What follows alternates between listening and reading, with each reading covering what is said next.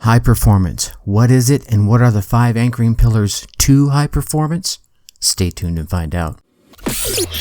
Welcome. Okay, here's the question. You serious? How are we dark horses? You know, the ones everyone is betting against, the ones they don't expect to win, place, or even show on the track, and they'll even laugh on us when we talk about trying. How do we show the world our greatness and triumph? Come on. Well, that's the question, and this podcast will give you the answers. Let's go. This is The Dark Horse Entrepreneur. My name is Tracy Brinkman. And push it up. What is up? What is up, my Dark Horse friends and family? Welcome back to your weekly dose of high performance learning. I'm your Dark Horse host, Tracy Brinkman, and you? Well, that, my friend, is infinitely more important. You are a driven entrepreneur or one in the making. Either way, you're here because you're ready to start, restart, kickstart, just start leveling up with some great marketing, personal or business results in order to build that beautiful business of yours into the empire it absolutely deserves today to be. Right? Oh gosh, my tongue is tripping over my eye teeth again. All right, another big episode today. Today, Mike Szczesniak shares his amazing story, talks about how the stigmas of belief serve you until they don't, and then he lets you in on his 5 pillars of high performance. Plus, I'm going to let you in a little sneak peek on next week's interview episode guest who has built his own marketing and full print production center. And so much more. Before we get into today's episode, though, I want to share with you a slight change we're going to be doing in the daily podcast format. Now, I'm going to keep bringing you the daily content, but instead of publishing Tuesday through Friday into the podcast feed, I'm going to shift 2 of those days, specifically Tuesday and Thursday, into the Facebook group. I want to build the interaction between you and I want to hear your voice so I can learn from you, your issues so I can research for you and with you, your wins so I can celebrate with you, your losses so I can help you stand up and dust yourself off, your pains so I can help find and share solutions with you. Standing here, behind the mic is really, I guess, my way of putting out the content I hope you will find valuable. But I'm hoping that by shifting a couple of days a week into the Facebook group, we can get one step closer to digging in and really finding that spot where I can help you make a difference, help you realize how big a win you just had. Because sometimes I think those small wins are really huge, or perhaps just help you get up from a stumble, a bumble, a fall, a faceplant, so that because, we all have them as we go through our entrepreneurial journey, so that you can get up, again, dust yourself off and move on. So again, Monday's still going to be coming at you with these amazing guests, their stories, their tips, and their insights. Tuesday and Thursday, we're going to shift into the Facebook group and have some two-way dialogue. Hopefully they'll be live. And then Wednesday and Friday back here onto the podcast. So if you're not already a part of the Dark Horse Facebook group, come on in there. The link will be down in the show notes, or you can go to your favorite web browser, type in darkhorseschooling.com/Dark Horse Tribe, all one word, and that will take you straight there. And let's show everyone just how powerful we can all be when we come together to truly help each other and learn from each other. All right, as per usual, the Dark Horse Corrals are chock full of personal, business, and marketing, GOLD, spilling from every corner of the Dark Horse Entrepreneur HQ. So let's get to the starting gates and go. All right, my Dark Horse friends and family, today's guest is Mike Szczesniak, and I didn't even ask him if that's the right way to pronounce his name. Hopefully I didn't butcher it up too much. Now, Mike is an entrepreneur, consultant, and a coach certified through the High Performance Institute. He's the president and head coach at the Results Engine, where he helps D2D sales professionals scale their production and increase commissions by a minimum of 30% in 60 days or less. He's also the host of the top-rated podcast, the Results Engine podcast, and he just got back from the D2D Con where he was a speaker. Mike, welcome to the Dark Horse Entrepreneur. Tracy, thanks for having me. I'm excited. Absolutely, man. I've been looking forward to this, and you've got a cool story. And I actually just want to take a minute and step back from the mic and let you share as much or as little of that road, the rocky parts, the rough tumble parts, and and then we're going to lead into why you love doing what you do so much. Yeah, absolutely. So I'll give the spark notes, and then anything that you want to dive into that you think would be valuable for your people, let's roll. Sure. Right. Like, I'm a pretty open book. So, right. But yeah, like you mentioned, I'm CEO and president, head coach, wearing all the hats, right, of a company called The Results Engine. We're a high performance coaching and consulting company. Basically, we help door-to-door sales pros make more money. Right. Not from a sales strategy or coaching or, closing tactics type of perspective, but purely from high performance, right? How do we show up more powerfully as humans? How do we manage our time better? How do we get our energy up or down? Right. It goes both ways. How do we do all of these things so that we can show up, close more deals, make more money, and help more people? And, I wasn't always in that space. Though this company actually started as a side hustle. I used software engineering as a vehicle to fund all of my business ventures, right? If we zoom out a little bit and go back a little bit further, my whole life revolved around where I could play soccer in college.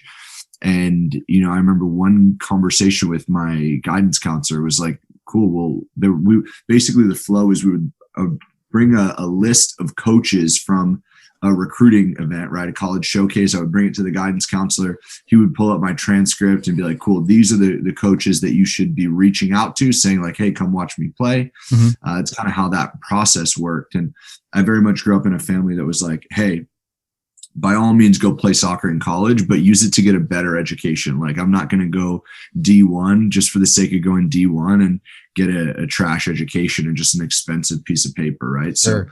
So, one conversation ended up being like, hey, you're good at math and sciences. Why don't you look at engineering? I said, cool. Do they make a lot of money?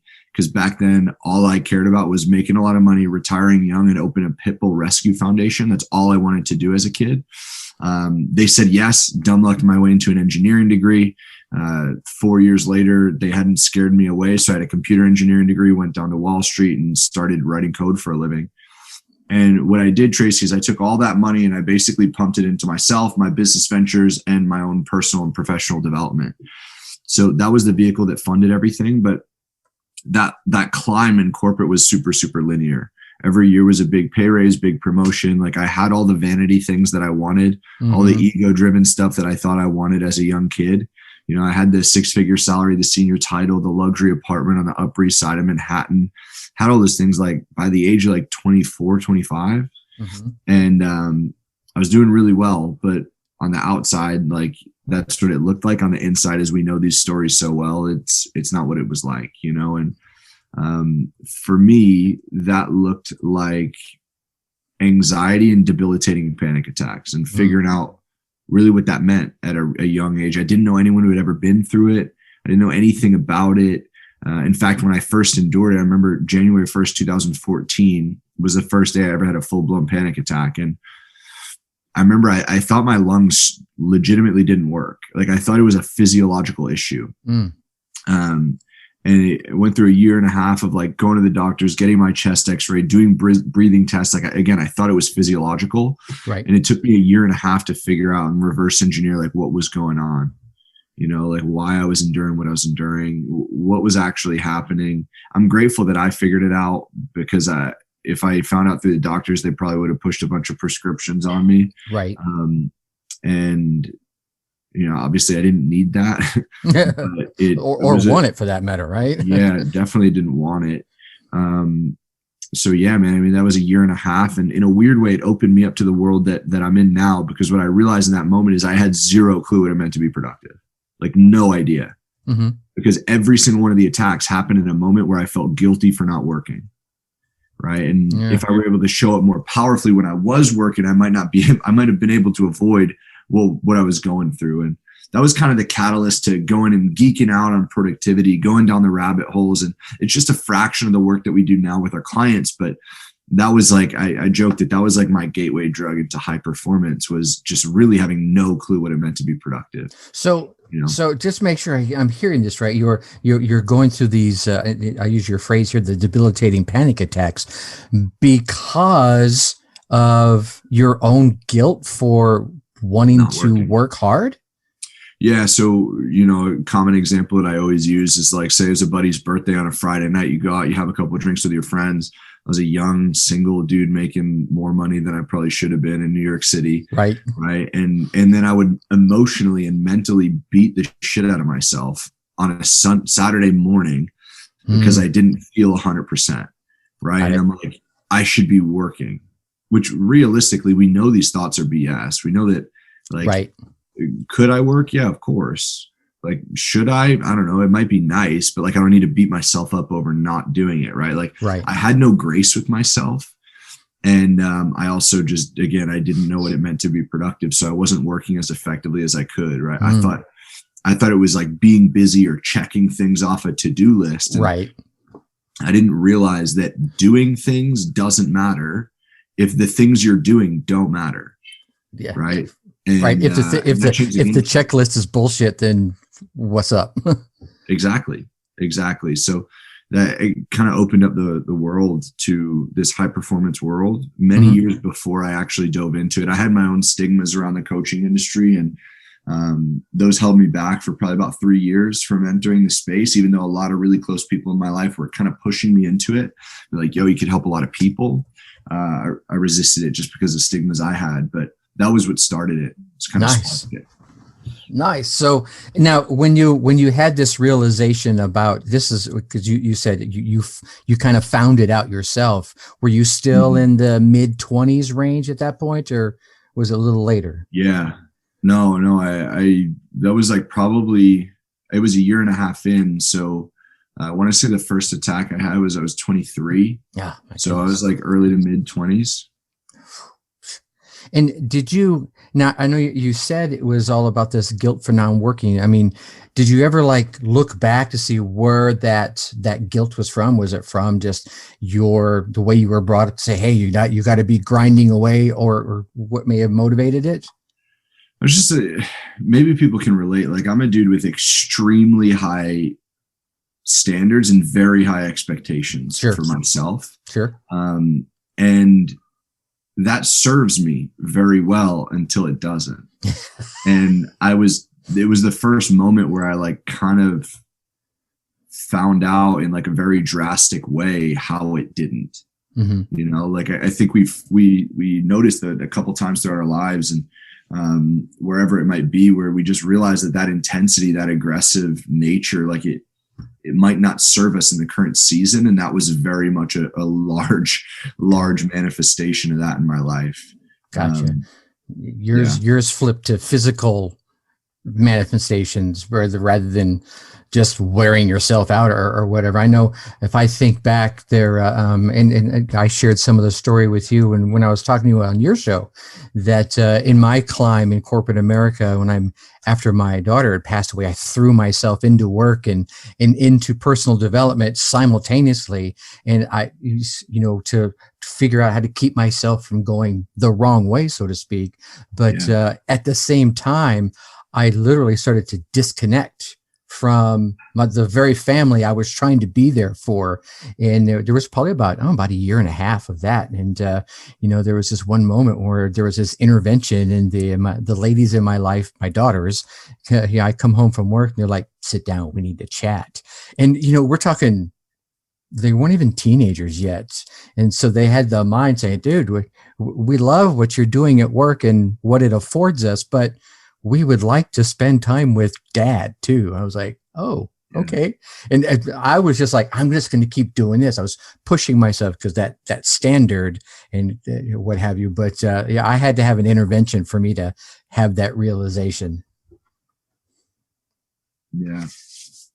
So high performance coaching is kind of your result of pulling yourself out and start going on. So you gave us a bit of an explanation of it. Kind of dig it down into. Tell me about high performance coaching. And go a little deeper there. Yeah. So when I say high performance, the way that we define that is just succeeding beyond standard norms consistently over the long term, while maintaining positive well-being and positive relationships. Right. So Tracy, every single one of our clients comes to us because they want to make more money and help more people. And and we do that. Right. But that's not where the transformation happens. And this really blew me away when I first started. I'm like, how is the transformation not in the money stuff, right? Because I was defining value financially. Sure. Right. I'm like, these guys need to get a positive ROI on this program. Right. Which majority of them did. Right. Again, it's personal development. 1, no income claims. And 2, like it works if you work in many cases. Right. You always have people who don't work. Sure. But at the end of the day, that's not where the transformation was happening. It was in what I would call the life stuff, right? Which is prioritizing date night with your significant other, or, you know, if you work from home, taking 30 minutes to go eat outside on your balcony instead of like shoving food down your throat while you're keyboard thrashing all day, right? Like little tweaks like this that actually facilitate long-term growth and just exponential trajectory. And, you know, because let's be real, everyone listening to this, we all know that person who might be at the peak of financial success in our eyes, but behind closed doors, their health's deteriorating, or, you know, their relationships are falling apart. You know, and that's not high performance. High performance is creating this well-oiled machine that's, again, succeeding beyond standard norms consistently over the long term. But this last piece is key, while maintaining positive well-being and positive relationships, right? So we break that down into a number of pillars that we work with.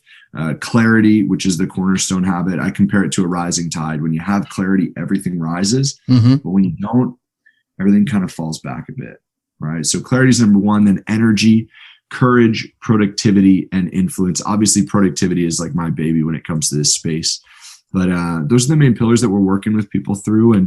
And that's really what the tools that we're leveraging to skyrocket deal counts, right? For our sales guys and really like scale the impact.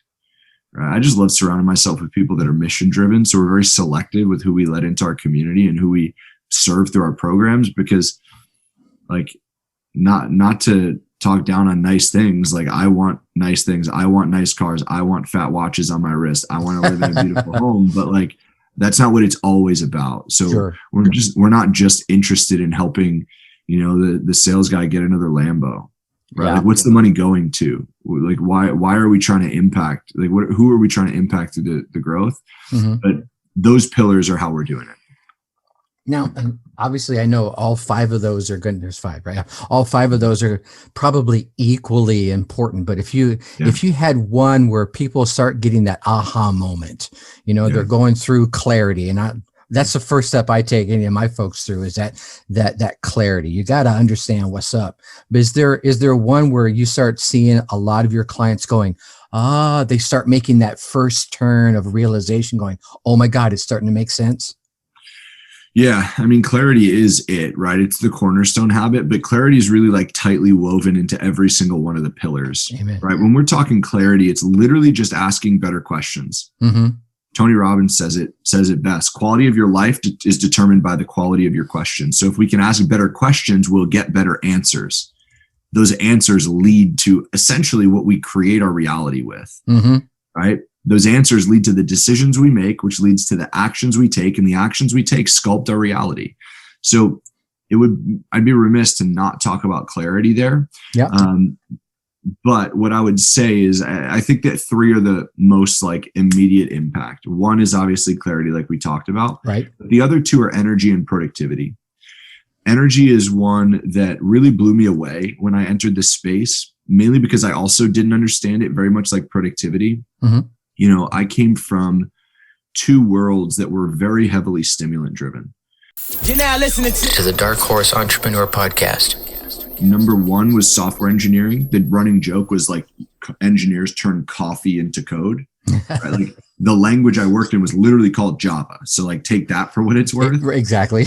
And then number 2 was the fitness industry, right? Like fitness has been a massive piece of my life ever since I was trying to get recruited for soccer, you know, and it's been persistent throughout. I've been a competitive power lifter for a couple years since retired, had to transition out. Hopefully I'll go back to it.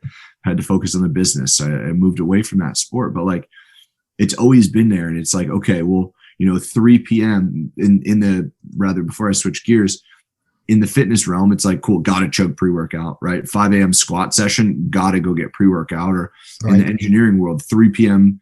slump is hitting in, like lunch is hitting, the itis is hitting. Yeah. You got a lot of code to write. Like you got to hit Starbucks. right? It was very dependent externally. Mm-hmm. And what I learned as I was getting certified and working with Brendan Burchard and his team is your body is actually like a power plant, right? Like you don't need to rely externally on these things. We can actually generate and transmit and generate and convert energy on our own through simply leveraging our breathing practices. So if people want to YouTube, like release tension, set intention is a really powerful practice to kind of cool energy back down a little bit. Right.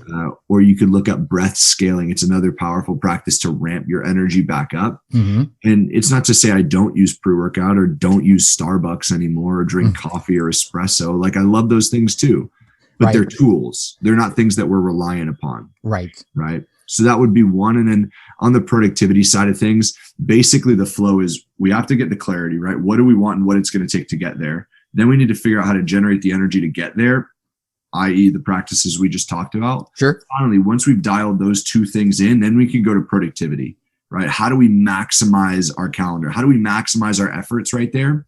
And that's when we can start to use things like there's a great book called Eat the Frog by Brian Tracy. Love that book. Phenomenal book.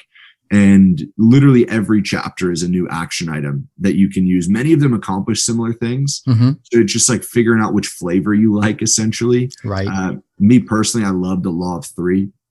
That's the one that's always resonated most for me. And for all my clients, it's the one that I give in talks a lot because it's super, super powerful. Like, how can we get literally 300% of the results from 30% of the actions? Like it's wild. Yeah. So then you could start to deploy a practice like that. So that's what I would say in that order. Start with clarity. Always start with clarity. Always. Then we can generate the energy. And then finally we can maximize the calendar via productivity. Yeah, there it is. That's the maximize right there in the nutshell. I think in the energy realm, I find historically there's some folks that are, let's use the phrase, real morning people like myself. Like I'm up without no alarm, 3:30, 4 o'clock in the morning. Just probably from the years of being in the military. My dad was military, so it's just natural for me. And I get up in the morning and I'm up, and even on my weekends, when do you really not work anyway, especially when you're an entrepreneur? But there are those that I've met. They're like, dude, I could never do that. I'm like 8, 9 o'clock. And I'm sitting there thinking, dude, my day's half over by then. Right. Do you find there are folks that are really literally better served to maximize their energy later in the day than an early morning? I don't know about night owls or what have you, but you know what I'm saying? Yeah. Yeah. I think it's a great question because at the end of the day, we got to do whatever works for us. Right. Right. Like I don't believe in cookie cutter, like one size fits all solutions. True. I'm jealous of you, man, because I was the kid growing up. Like I have a pretty big family and I was the cousin that like everyone would be like throwing shoes at and stuff to wake up so they could go to the beach or whatever. Get up, Mike.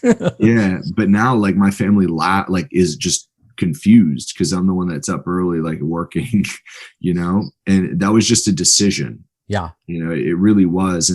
But again, it's like, I make those decisions for me. Like what I use those hours for is very, very strategic. Right. And it's like, I want to use those hours for the stuff that I want to get done uninterrupted. Like I want to pour into myself. Absolutely. On that same token though, Tracy, like if that doesn't work for us, we need to be like aware of that and figure out whatever we need to do to make it work for us. One, like if that means go up and go for a run so that you're firing on all cylinders and then you can get your work done, maybe do that. Yeah. But if we can't figure out how to make that work, then cool. Fill that time with something else. Yeah. Shift your calendar.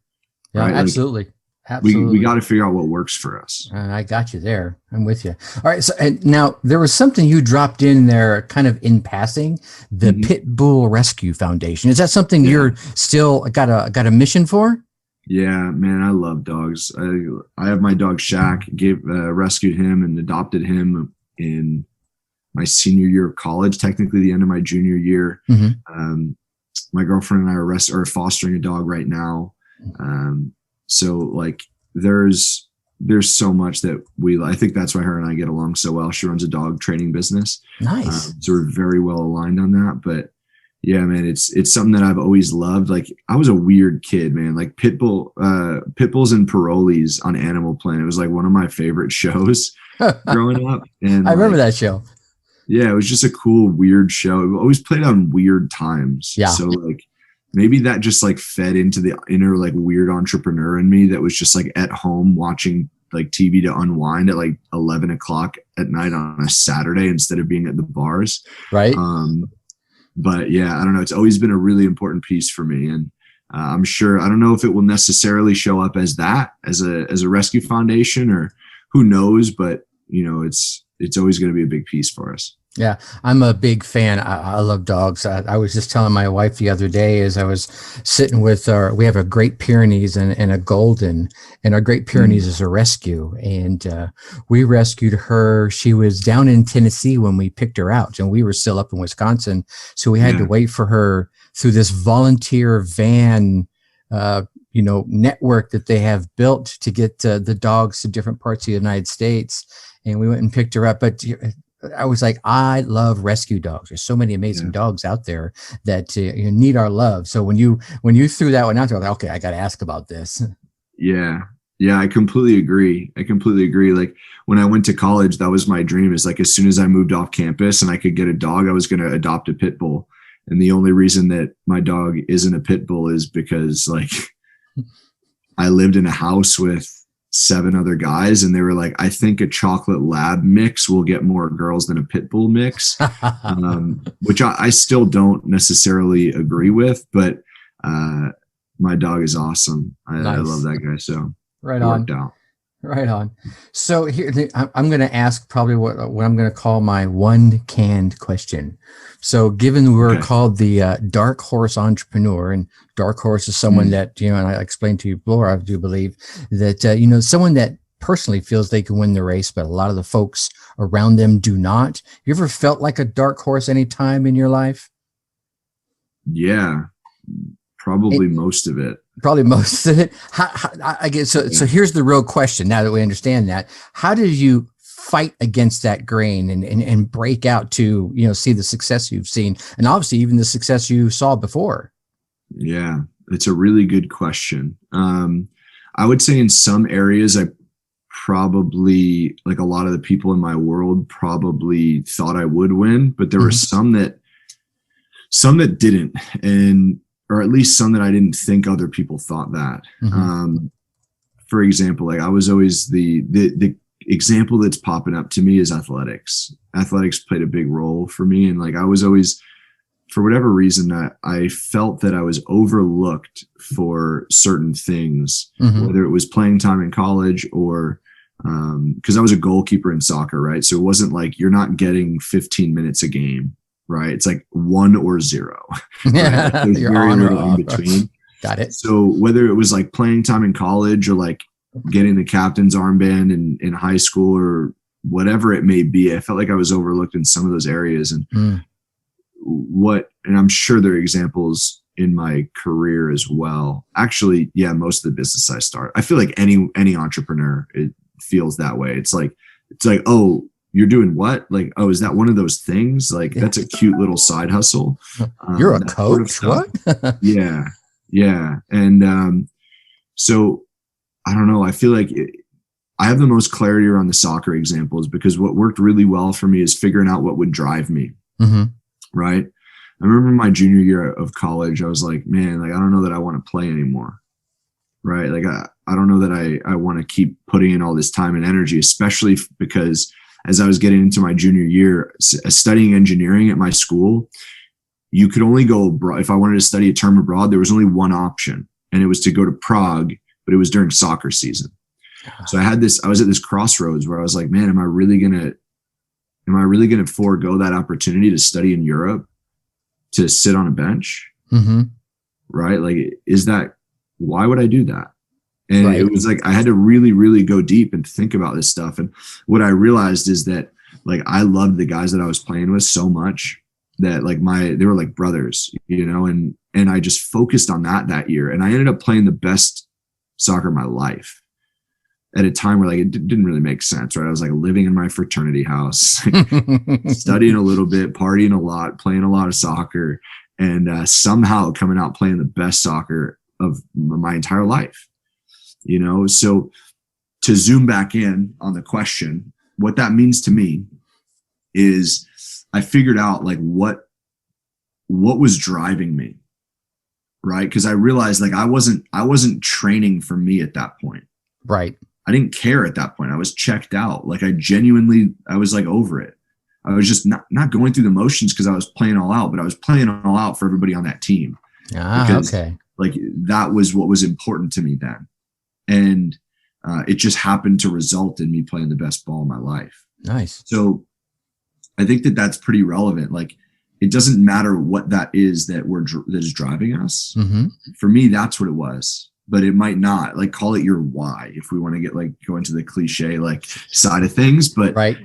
It's cliche because it's like there's a lot of truth to it. Mm-hmm. So for me, it was always figuring out like what's driving it and tapping into that and letting that drive the decisions. Right. And that's tended to work out. I don't know if that even answered the question. I kind of just went on. I think so. I mean, it's a lot of personal behind that. It's like, it's all about you. And if you believe in yourself, it's almost like screw the rest of the folks. Right. Yeah. At the end of the day, the only person you have to answer to is yourself. Yeah. Yeah. 100%. So one last thing, I don't want to hang you out here too long, but you mentioned that folks were coming to you about, hey, you should do some coaching, but there was this, you still had that stigma. What finally helped you turn that corner and dump that stigma around coaching others? Yeah, I met Brandon Burchard and I heard the words high performance. For me, to give context to that, the stigma for me was like back then Instagram was big. It wasn't as big as it is now, but it was really big. And I came from the athletic world, right? Coaches had the answers. That might be the case in like what people are calling themselves business coaches. I call that mainly consulting. Sure. If you're providing the solution, I would consider it consulting. Mm-hmm. I didn't understand what I would call like professional coaching though. Okay. Right. And what I mean by that is, so I saw a lot of like 17-year-olds on Instagram with a life coach in their Instagram bio. And I'm like, what logic does this have? Like what? Because again, I thought they had to have the solutions. I'm like, what life experience do these dudes have? Right. But I didn't realize that that's not your job as a coach. Right. Like when I'm providing solutions to my clients, it's because we're in more of a consulting role. Sure. Coaching and consulting company. But when I'm truly coaching, I'm not offering solutions. And if I am, I'm not doing a great job. Because my job as a coach isn't to provide a solution. It's to help navigate conversation, to ask powerful questions, and to really help facilitate breakthrough, best in service of my client. And I didn't understand that back then, but it took me meeting Brendan at an event down in Ohio and hearing the words high performance, hearing him speak at that event and connecting with him afterwards and getting to ask him some questions, feeling his energy. And, high performance was the lens that I was looking at everything through. Again, it was that intensity. I could just relate to it. I could resonate with it. And I wrote the curriculum of my first program on the flight home from that event. Nice. Ohio to New York, it's like an hour and a half flight. So you can imagine how much I was keyboard thrashing. But, yeah, you're thrashing it, right? Yeah, but that was it. That was the stigma. And it was just, finding, I think in life, we're really just waiting for permission in many cases. Right. And it's whether are we going to give ourselves the permission or are we going to have to wait for something else externally? Yeah. And for me, I needed to wait externally and it probably held me back from impact for a couple of years, but sure. Hey, we are where we are. I'm grateful for it. And we're crushing. So yeah, you were lucky enough to find it. I mean, so many folks are still probably wandering through the river of life right now.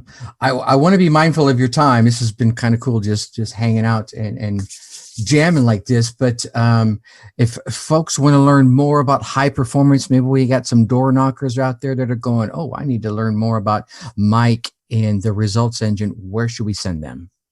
Yeah, the best place is the podcast. It's where we're putting out the most content. Okay. I don't know when this is going out. We're recording it mid-January. We're actually taking the month of January off for uploads, but we're still recording. So starting February, we're going to be firing them off. But yeah, we're like 150 or so uploads in. And Nice.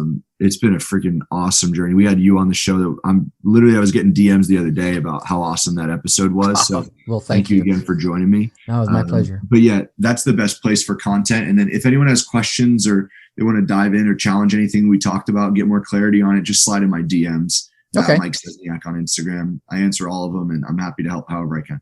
Absolutely. We'll be sure to get those links in the show notes. Mike, I definitely appreciate your time and coming to hang out with us here. Much appreciated. Yeah. Thanks so much for having me, Tracy. Appreciate it. Enjoyed it. Absolutely.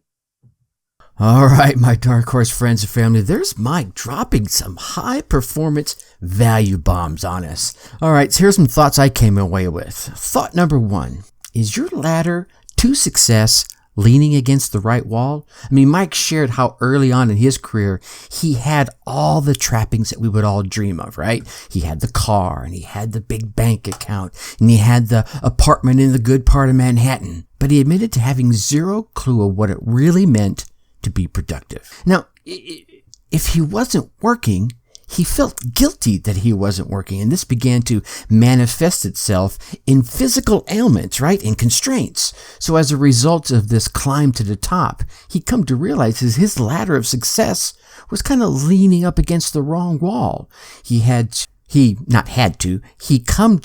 to realize that if he could show up more powerfully when he was working, he could have possibly avoided all of those physical issues he encountered when he reached the top. Thought number 2, stigmas, beliefs, and standards serve you until they don't.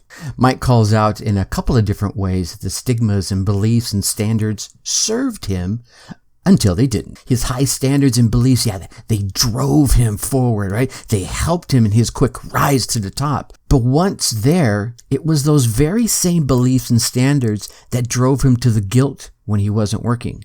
His stigma about coaching kept him from stepping into that role sooner.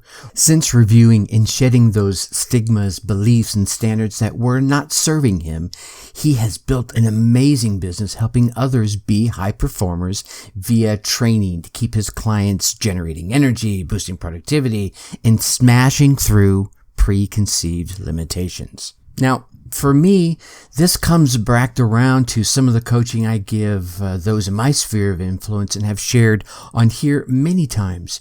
You have to periodically check in with yourself. Weekly, right? You should be checking in the past week's wins, losses, and draws.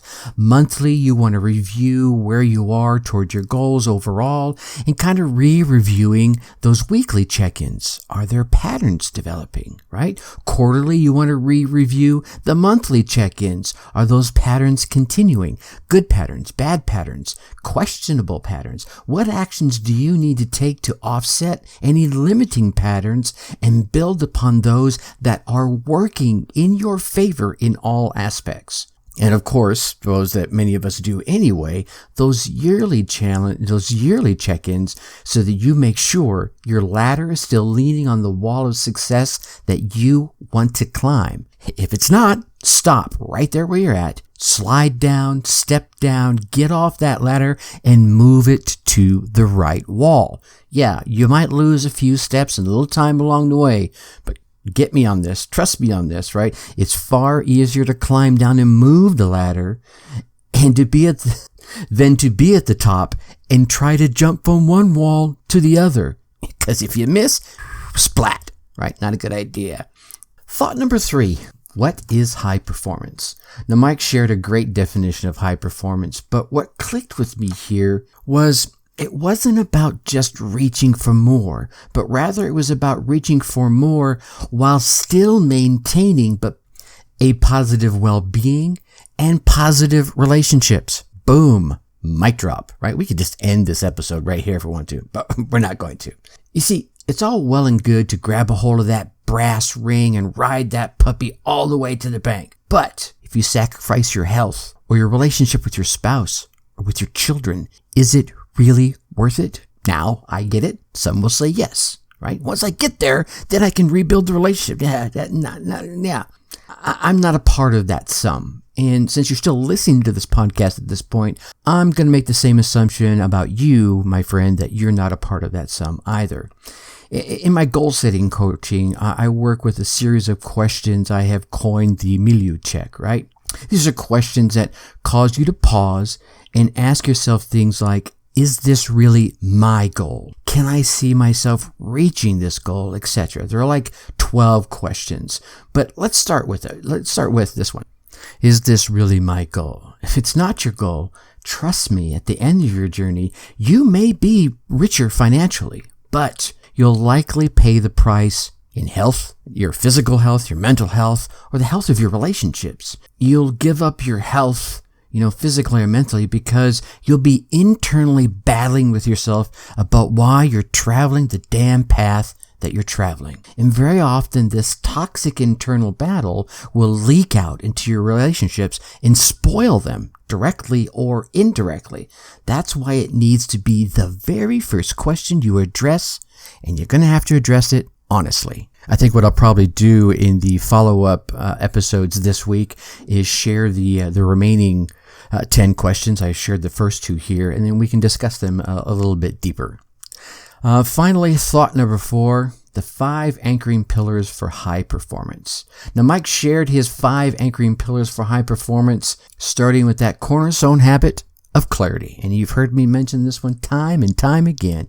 It's the first C in the 6 C's of entrepreneurship that I mentioned way back in episode 20. For we all know that if we're not clear on our destination, odds are we'll just kind of wander around aimlessly, wasting our time and resources, including money, getting nowhere fast. Then there's energy and courage, productivity, and influence wraps up the remaining 5 pillars of high performance. Now, pause for a moment and ask yourself, are you firing on all 8 cylinders when it comes to these 5 gears in your race towards your goal? You see, if you slip or skip any one of these gears, you're going to get bogged down, even black flagged, as your life's RPMs will groan slowly while you struggle to try and get yourself back to the pace that you were at before your foot slipped or jumped off that clutch. However, if you slide into and through each of these consistently,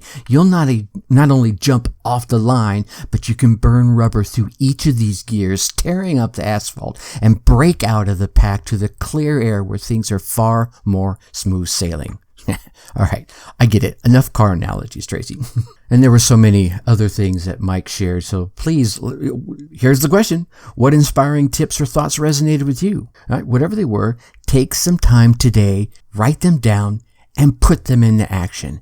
Get out there, run your race, get your results, and come let me hear about them. Seriously, you can email me at tracy@darkhorseschooling.com and share the tips or ideas that you came away with, how you put them into action, and what results you gain from them, right? Heck, probably even bring you on the show and let you share your wins with the audience. I want to celebrate with you. Or, hey, come on into the Facebook group and share with us there, all right? Now, next week's interview episode guest will be John Morley, who started his first company just about 30 years ago, and he's a passionate serial entrepreneur. He didn't stop there. He's got so many gems to share with us. Now, I know you want to keep getting all these valuable tips and inspirational stories from this podcast and the guests I'm lucky enough to bring on. So go on down there, hit that subscribe button while you're there. Yeah. Please drop us a 5-star rating, leave us some kind words in the reviews, and please don't keep all this entrepreneurial GOLD all to yourself. Share the podcast with other entrepreneurs and business owners